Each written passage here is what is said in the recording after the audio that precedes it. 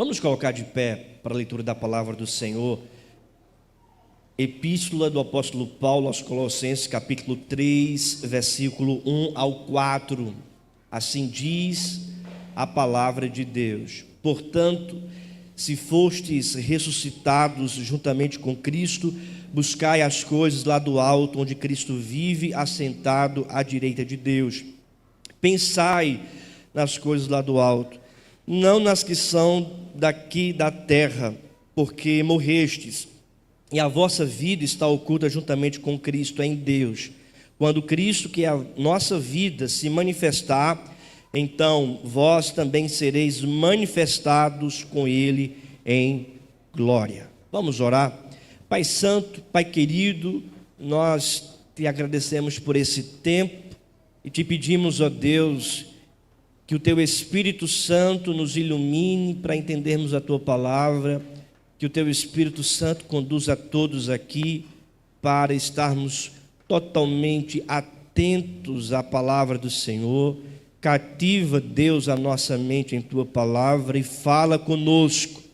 Nós precisamos ouvir a Tua voz. Nós te pedimos isso em nome do Senhor Jesus. Amém. Podeis sentar.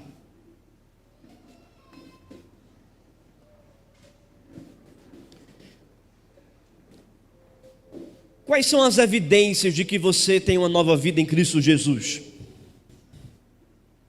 Quais são, de fato, as evidências de que você tem uma nova vida em Cristo Jesus?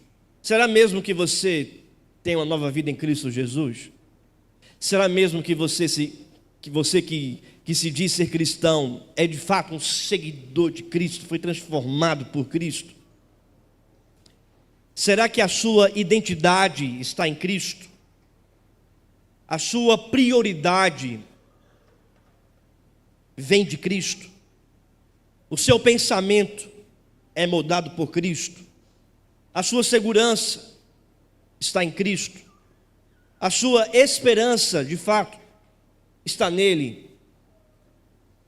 Eu gostaria, irmãos, com esse sermão e com essa palavra, de fato, apresentar para você algumas evidências do que é ser cristão e trazer também da parte de Deus uma certa consciência para você pensar com você mesmo em Deus, como está a sua vida em Cristo, se é que de fato você está em Cristo, se é que de fato você foi transformado por Cristo.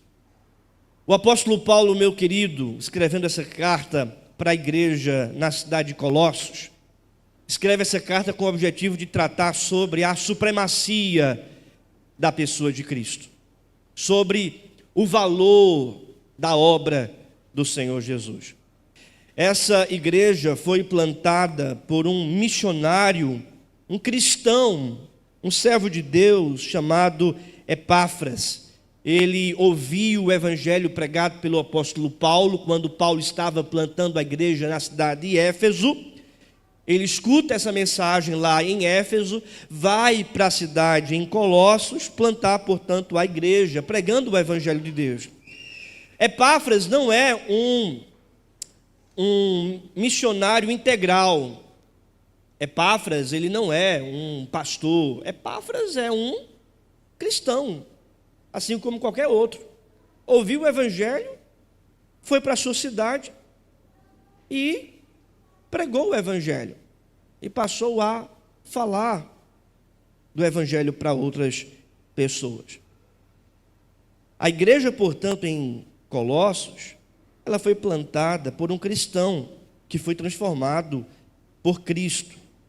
Paulo, irmãos, passou 3 anos em Éfeso, depois ele foi preso em Jerusalém, ficou mais 2 anos detido em Cesareia, de lá navegou para Roma, onde ficou preso em uma casa alugada sob custódia do imperador Nero, e dessa prisão então, Paulo escreve cartas para a igreja em Éfeso, para a igreja em Filipos, para a igreja em Colossos e também carta para Filemon. Foi nesse tempo, nessa prisão em Roma, que o apóstolo Paulo recebe a visita de Epáfras, falando de algumas coisas que estavam acontecendo lá na igreja colossense. E então o apóstolo Paulo escreve essa carta com o objetivo de corrigir alguns erros que ele toma ciência por Epáfras e exaltar a obra de Cristo. Há um autor chamado Russell Shedd, comentando acerca do propósito dessa carta.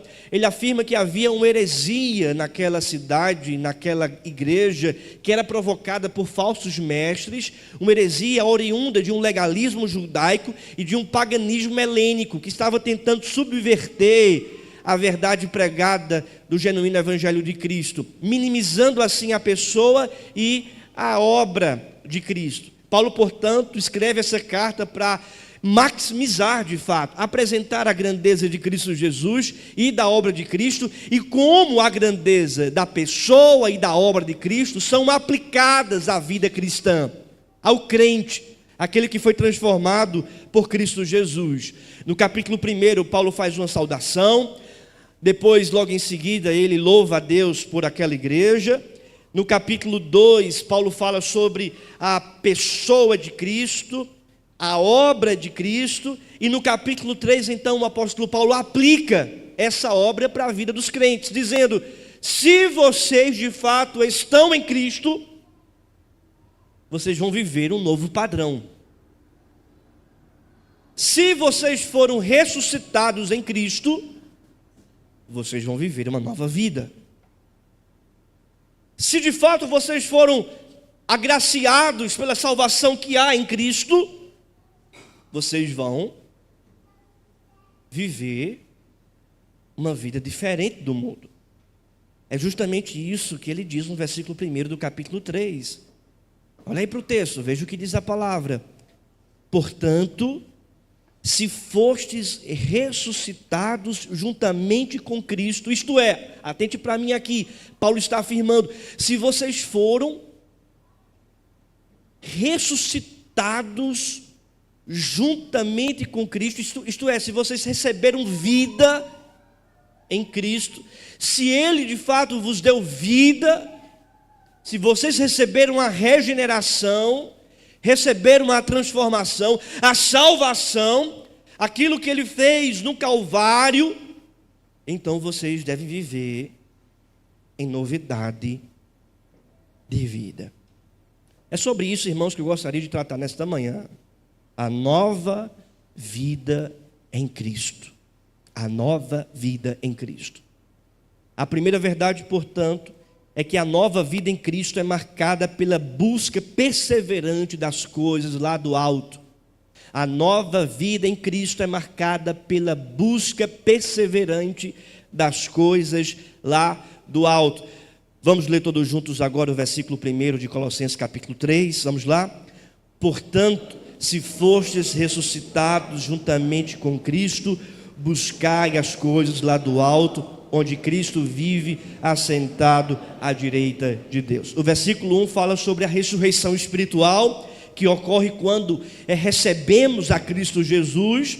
Essa nova vida, portanto, é marcada por uma mudança radical, uma mudança de fato feita por Cristo, uma mudança de propósito, de busca. Paulo está dizendo, vocês agora não vão mais buscar as coisas desta terra, as coisas do mundo, nem as coisas concernentes ao desejo de vocês, mas vocês vão buscar as coisas lá do alto. Se vocês foram transformados por Cristo, se vocês receberam a vida concernente a Cristo, portanto, diz Paulo, se fostes ressuscitados juntamente com Cristo, buscai as coisas lá do alto, onde Cristo vive assentado à direita de Deus. Paulo aqui está apresentando uma marca da nossa vida em Cristo.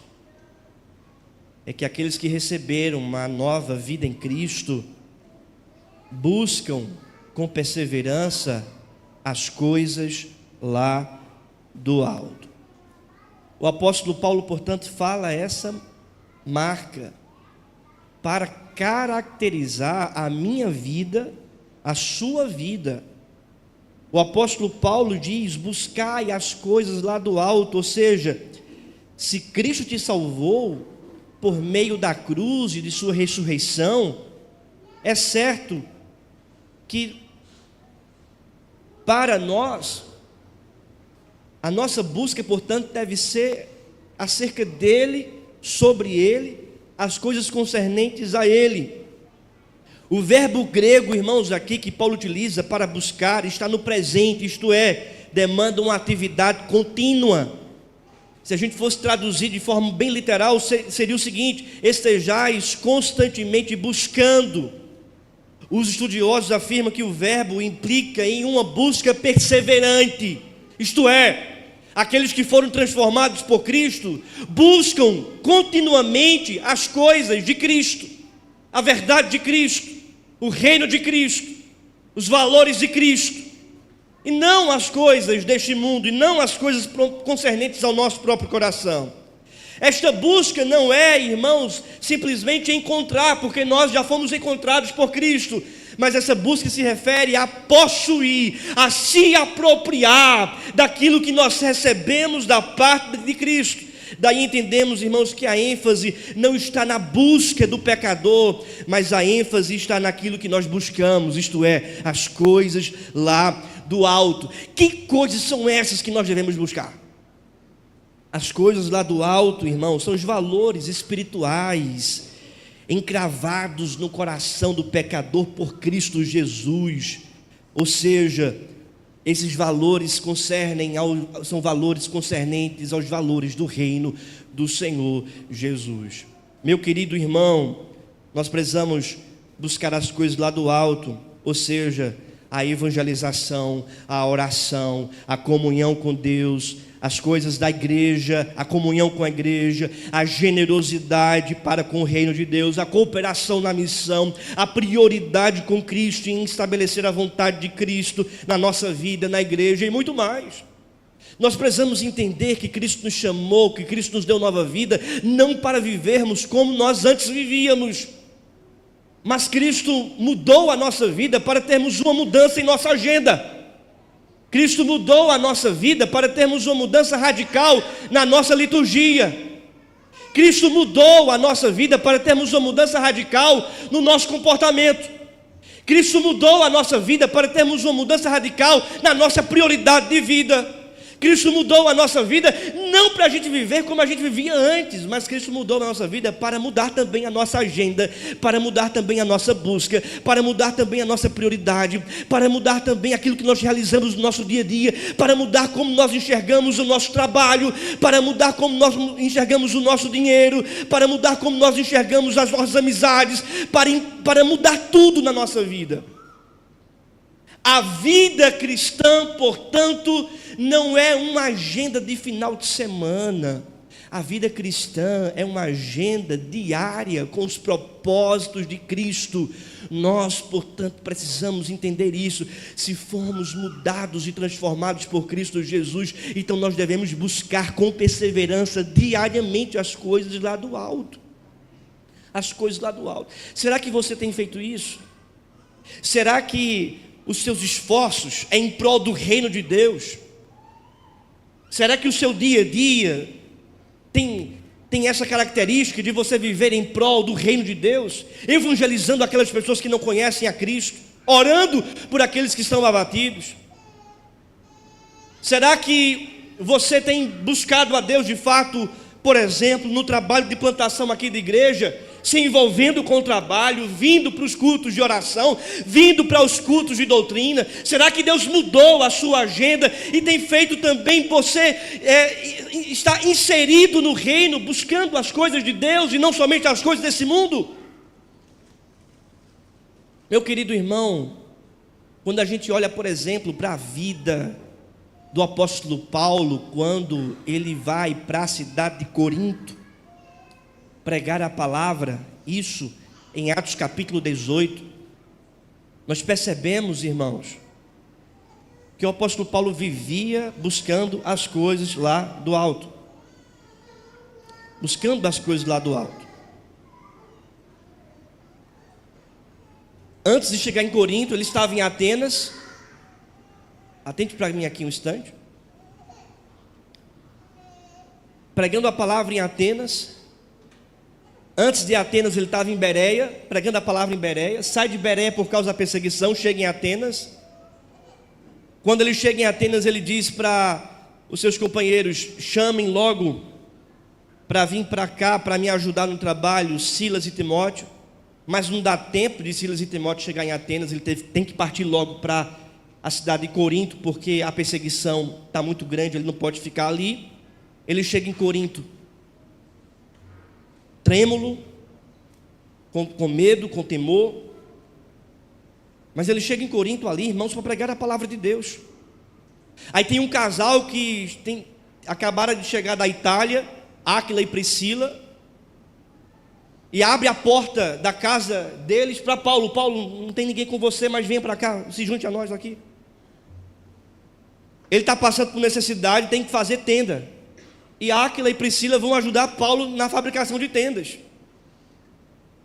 Ou seja, não é somente Paulo não, que vive buscando as coisas lá do alto, mas você percebe um casal que está ali também em Corinto, cooperando com o apóstolo Paulo, abrindo a porta de sua casa para Paulo morar, para Paulo dormir, ajudando Paulo no trabalho de fabricação de tendas, dizendo: Paulo, eu estou com você, Paulo, nós estamos aqui para te ajudar, Paulo, nós estamos aqui para cooperar. Diariamente eles estavam juntos ali, e Áquila e Priscila revelando essa verdade, essa característica de um casal que estava também priorizando as coisas lá do alto, buscando as coisas lá do alto, vivenciando o reino de Deus.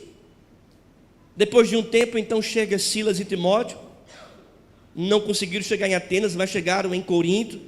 E aí quando Silas e Timóteo chegam em Corinto, diz Lucas que Paulo passa a pregar o evangelho não apenas no sábado, mas integralmente todos os dias, porque Silas e Timóteo chegaram com uma oferta da igreja de Filipos, e aí essa oferta foi importante para Paulo dedicar-se integralmente ao ministério. Não precisava mais agora Paulo fabricar tendas, porque chegou a oferta, ele estava se dedicando integralmente ao ministério. E a gente percebe, portanto, igrejas que buscam as coisas lá do alto, pelo fato da igreja de Filipos estar sustentando o apóstolo Paulo com generosidade, mandando oferta, a fim de que Paulo não precisasse mais trabalhar e pregar todos os dias a palavra de Deus. A gente percebe Silas, irmãos, e Timóteo saindo lá de Filipos, da Macedônia, chegando em Acaia, em Corinto, para levar a oferta e ajudar Paulo na missão. Eram pessoas desprovidas dos interesses mundanos e que priorizavam as coisas lá do alto. Nós precisamos viver assim, irmãos, priorizar as coisas lá do alto, buscar as coisas lá do alto, viver o reino de Deus aqui que já foi inaugurado por Cristo. Nós precisamos dedicar isso ao Senhor, porque Deus nos deu uma nova vida, e a nova vida é marcada por aqueles que buscam as coisas lá do alto, que buscam com perseverança as coisas lá do alto. Ou melhor, irmãos, essa nova vida que recebemos de Cristo é caracterizada por essa busca perseverante das coisas lá do alto. A segunda verdade, meus irmãos, é que a nova vida em Cristo é marcada pelo pensamento constante das coisas lá do alto. Porque veja o que diz a palavra, versículo 2, vamos ler juntos. Pensai nas coisas lá do alto, não nas que são aqui da terra. 3, juntos. Porque morreste e a vossa vida está oculta juntamente com Cristo em Deus. Paulo, portanto, está afirmando que aqueles que foram ressuscitados em Cristo, que foram transformados por Cristo, não apenas buscam com perseverança as coisas lá do alto, mas também pensam nas coisas lá do alto. O fato é que muitos pensaram em retroceder para o mundo, em retroceder para os valores mundanos, e também em retroceder em não mais viver a prioridade do reino. O cristão não deve mais se preocupar com as coisas passageiras e terrenas. e sim pelas verdades eternas do céu. Eu digo isso porque tem muita gente pensando apenas nas coisas terrenas, tem muita gente pensando apenas em ganhar dinheiro, tem muita gente pensando em não perder tempo com as coisas de Deus, se é que é perder tempo, porque não é. Tem muita gente pensando em trabalhar somente, tem muita gente pensando em ter lazer somente, tem muita gente pensando em ter conforto próprio somente. E onde é que ficam as coisas lá do alto? Em segundo plano. Paulo, portanto, está dizendo para mim e para você, meu querido irmão, minha querida irmã, o que deve ocupar o nosso pensamento não é o nosso trabalho, não é o nosso lazer, não é o nosso conforto, não é o nosso interesse, não são os desejos pessoais e particulares da nossa vida, mas o que deve ocupar o nosso pensamento é Deus, é o reino de Deus, são os valores do Senhor, do reino do Senhor. É isso que deve ocupar a nossa mente. Se você não vive para Deus, se você não pensa em Deus, se isso não é uma realidade do seu pensamento, então é bem provável que você esteja afastado, longe do Senhor, apenas vivendo um cristianismo de rotina. Mas Deus chama você a ter uma vida de fato autêntica com Cristo, uma vida de fato sincera com Ele. Deus tem chamado você a dedicar o seu pensamento primeiramente para Deus, para Ele. Essa é uma realidade que vai de fato colocar em segundo plano os seus próprios pensamentos, colocar em segundo plano os seus desejos pessoais, colocar em segundo plano o seu trabalho, o seu conforto, a sua família, as suas amizades. E isso é importante, porque Deus não quer estar em segundo plano na sua vida. Deus, Ele deseja estar em primeiro plano. Ele ocupa e deve ocupar o lugar de honra. Segundo lugar, segundo plano, Deus jamais estará. Ou é o primeiro lugar, ou é o primeiro plano, ou é o lugar de honra, ou não é. Ou não é. Essa realidade também vai te conduzir ao fato de que você já morreu para o mundo. Porque é exatamente isso que diz o versículo 3. Porque morrestes, e a vossa vida está oculta juntamente com Cristo em Deus. O que Paulo está dizendo é: se você nasceu de novo, se você tem uma nova vida em Cristo, então as coisas do mundo perderam valor para você. Se Cristo habita em seu coração, o que Paulo está dizendo é que então Cristo é a prioridade do seu coração, é que o reino dele é a prioridade do seu coração. Você morreu para o mundo, você vive agora para Cristo. Eu não estou dizendo com isso que você deve ser irresponsável no seu trabalho, irresponsável nos seus estudos, irresponsável nos seus deveres. Não é isso. Mas o que eu estou dizendo para você é que existe algo que está acima do seu trabalho, acima dos seus estudos, acima do seu dia a dia, acima dos seus sonhos pessoais, que é o reino de Deus. E aonde é que o reino de Deus se revela como evidência aqui nessa terra? É a igreja. A igreja, irmãos, é uma embaixada do reino eterno de Deus. Quando Paulo, antes de sua conversão, foi perseguir os cristãos indo no caminho para Damasco, quando Paulo ia lá para matar e prender alguns do caminho, alguns cristãos, diz que o Senhor Jesus apareceu para Paulo. Lucas ainda registra o seu nome anterior, Saulo, o seu nome hebraico. E Jesus então aparece para ele dizendo: Saulo, Saulo, por que me persegues? Saulo não foi perseguir Cristo, Saulo foi perseguir a igreja. Mas Saulo recebeu esse alerta de Cristo: por que você me persegue? Porque perseguir a igreja é perseguir Cristo. Servir a igreja é servir a Cristo. Você tem servido a quem? Você tem buscado o quê? Você tem pensado em quê? Qual é a prioridade do seu coração? Meus irmãos, muitas vezes eu fico envergonhado lendo esse texto, porque olho para a minha vida, olho para a nossa realidade como um todo, e eu fico pensando: meu Senhor, o que é que nós temos feito da nossa vida? Porque muitas vezes temos procurado apenas as coisas desse mundo. No entanto, a palavra de Deus diz que aqueles que foram transformados por Cristo verdadeiramente vão pensar nas coisas do alto em primeiro lugar. E às vezes a gente pede para Deus: Deus, nós precisamos que a igreja venha para o culto de oração, se reúna para orar. E às vezes é pouca gente que vem. Como é que pode, irmão? Em uma hora na semana, a gente não ter tempo para orar? O que é que tem tirado os nossos esforços? O que é que tem tirado a nossa prioridade, que é orar, falar com Deus? Uma hora na semana para a gente orar. E muitos não podem. Ah, pastor, eu estou trabalhando. Ah, pastor, eu não posso. Ah, pastor, eu tenho outra coisa para fazer. Ah, pastor, eu prefiro ficar em casa. Ah, pastor, é muita coisa, é muita atividade. O ativismo tem, irmão, se tornado o Deus de muita gente. O ativismo tem se tornado o Deus de muita gente. É certo que realmente tem pessoas que, por causa de uma coisa ou outra, não podem, mas a grande maioria, irmãos, pode sim dedicar uma hora na semana para estar aqui na terça-feira orando e buscando a Deus. Ah, pastor, meu filho, ele dorme cedo, isso vai mudar a rotina da minha criança. Meu querido, não faça uma coisa dessa. Você que é pai e mãe, não faça uma coisa dessa, porque você vai estar ensinando indiretamente para o seu filho que o conforto dele, a rotina dele é mais importante do que falar com Deus. Eu fui criado lá em Bom Conselho, para Paulinho está aqui, né? Indo para o culto de oração na semana. Minha mãe levava para o culto de oração. E eu estou aqui. Não fiquei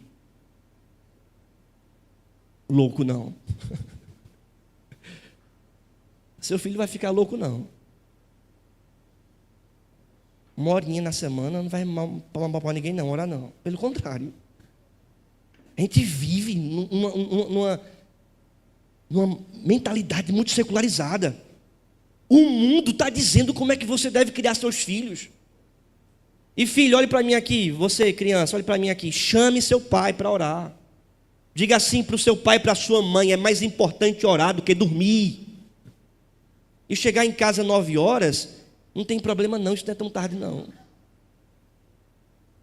Mesma coisa, irmãos, é de estarmos aqui para buscar a Deus, pensando nas coisas lá do alto. Áquila e Priscila abriram a sua casa para receber o apóstolo Paulo. Tem gente, irmãos, que para abrir casa para receber visita é difícil. Tem gente que para mandar uma mensagem para um irmão que está chegando é difícil. Tem gente que para acolher o outro que está chegando na igreja é difícil. Como é que a gente quer viver essa realidade de ressuscitados em Cristo, de vida com Cristo, de ser transformado por Cristo, dizendo que é cristão, mas não age como cristão, não pensa como cristão, pensa como mundo, age como o mundo? Isso deve ser mudado na nossa vida, deve ser mudado no nosso coração. Deus tem que ocupar um lugar de honra na nossa mente e nas nossas ações.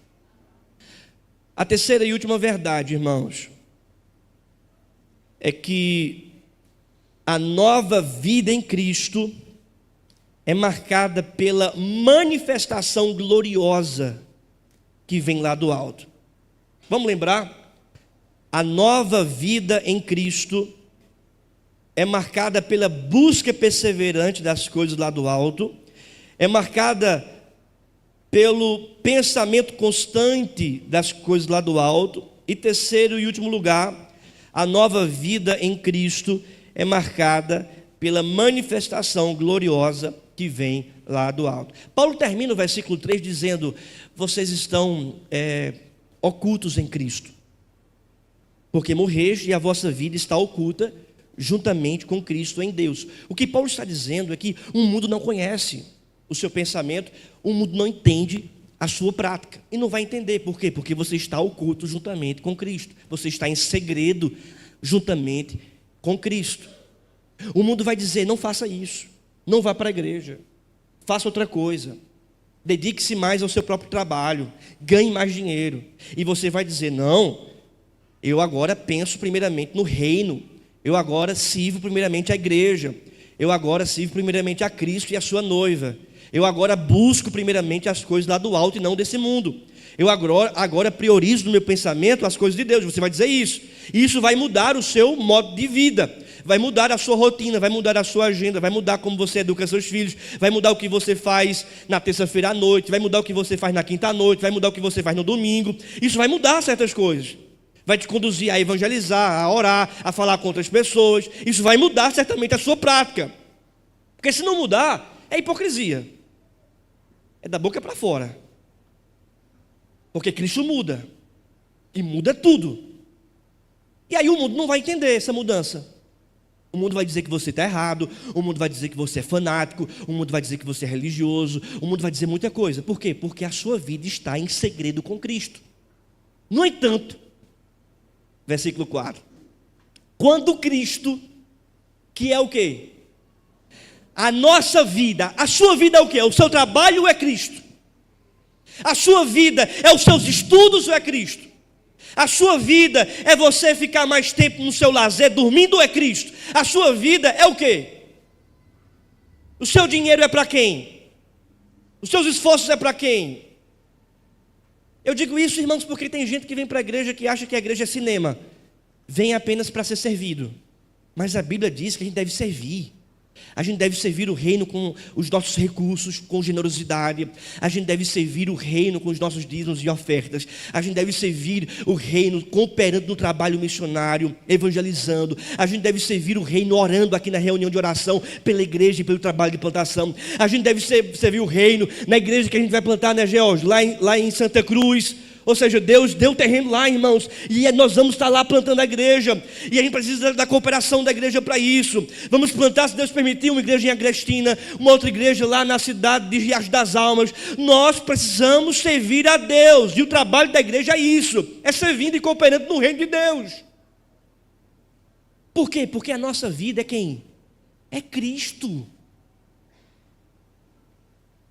E aí diz o versículo 4, quando Cristo, que é a nossa vida, se manifestar, então vós também sereis manifestados com Ele em glória. O que Paulo está afirmando é o seguinte, veja, você deve viver para Cristo. Não viva para o mundo, viva para Cristo e para o reino dele. Por quê? Porque haverá um dia em que Cristo vai se manifestar. Haverá um dia em que a glória de Cristo será apresentada para esse mundo. Agora não, agora as coisas estão ocultas, está em segredo. Mas haverá um dia, meu querido irmão, em que a trombeta vai tocar, Cristo irá retornar, Ele vai buscar a sua igreja. Diz Paulo que nesse dia todo joelho vai se dobrar e toda língua confessará que Jesus Cristo é o Senhor. O que Paulo, portanto, está dizendo é que nós não somos desse mundo. Nós devemos buscar as coisas lá do alto, pensar nas coisas lá do alto, porque um dia nós vamos para o alto, um dia subiremos. Diz a palavra que os mortos ressuscitarão primeiro e os vivos serão arrebatados e todos nós estaremos com Cristo nos ares, isto é, nós subiremos. Cristo vai nos chamar e nós então partiremos para a vida eterna, para o novo céu e uma nova terra. Nós não somos daqui, é por esta razão que nós devemos dedicar a nossa vida para o reino de Deus, buscando as coisas lá do alto, pensando nas coisas lá do alto, porque essa é uma realidade da nossa vida. Um dia Cristo lá do alto vai se manifestar. A nova vida em Cristo é marcada pela manifestação gloriosa que vem lá do alto. Paulo conclui dizendo, vós também sereis manifestados. Cristo vai se manifestar, a igreja também será manifestada. O Cristo glorificado vai subir, ou melhor, vai descer, e a igreja glorificada vai subir. A igreja será também manifestada. O mundo vai então compreender e entender porque nós estávamos certos. O mundo vai entender porque você servia tanto a Cristo. O mundo vai entender porque você dedicava parte de seus recursos para o reino de Deus, para a igreja. O mundo vai entender porque você dedicava tempo de oração, de evangelização, de intercessão, de missão. Porque o mundo vai entender que Cristo é Senhor. Que Cristo é Senhor. A nova vida em Cristo, portanto, é marcada por essa busca perseverante, por esse pensamento constante e por esta manifestação gloriosa. Eu gostaria de terminar com algumas considerações finais, irmãos. Primeira consideração: a nossa nova vida em Cristo reflete algumas verdades. Nova vida em Cristo, portanto, nova identidade. Nova vida em Cristo, portanto, nova identidade. Você é em Cristo. João é em Cristo. Paulo é em Cristo. Timóteo é em Cristo. Otávio é em Cristo. Tiago é em Cristo. Você tem Cristo na sua vida, você tem uma nova identidade. Segunda realidade: nova vida em Cristo, nova prioridade. Nova vida em Cristo, nova prioridade. É buscar primeiramente as coisas do reino de Deus. É pensar primeiramente nas coisas do reino de Deus.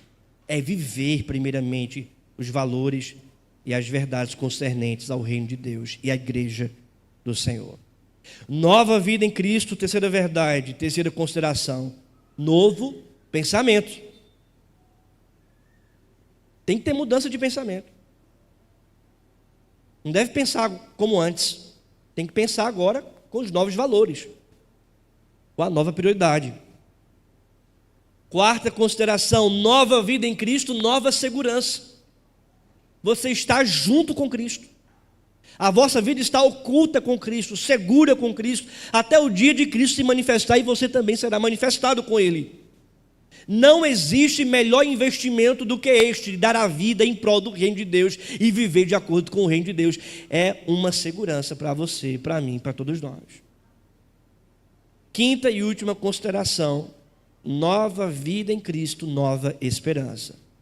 A sua esperança está na volta do Senhor Jesus. Ele voltará para buscar a sua igreja.